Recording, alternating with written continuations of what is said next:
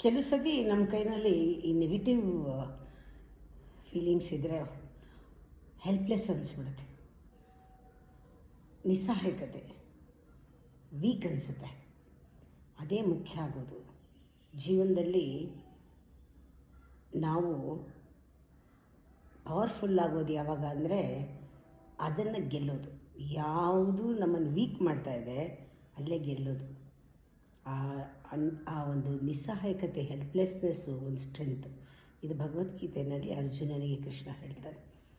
ಅವನ ನನ್ನ ಕೈಲಿ ಆಗಲ್ಲ, ಇದು ಮಾಡೋಕ್ಕಾಗಲ್ಲ ಅಂತ ಅಸ್ತ್ರಗಳನ್ನೆಲ್ಲ ಕೆಳಗೆ ಹಾಕಿ ನಿಸ್ಸಹಾಯಕನಾಗಿ ಕುಸಿದು ಬಿಟ್ಟಾಗ ಕೃಷ್ಣ ಹೇಳ್ತಾನೆ, ಈಗ ಸ್ಟ್ರೆಂತ್ ಅಂತ.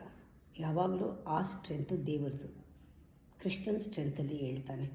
ನಮಗೆ ಯಾವಾಗ ಹೆಲ್ಪ್ಲೆಸ್ ಅನಿಸುತ್ತೆ, ಹೋಪ್ಲೆಸ್ ಅನಿಸುತ್ತೆ, ಕೃಷ್ಣ ಅಂದಾಗ that is the inner strength which works. ಆ ಥರ ಈ ಸಿಚುಯೇಷನ್ನ ಬಿಟ್ಬಿಡಬೇಡಿ. ಅದೇ ನಮಗೆ ಪವರ್. ಅದು ಗೆದ್ರೇ ಇನ್ನೆಲ್ಲ ಶಕ್ತಿನೂ ಬರುತ್ತೆ.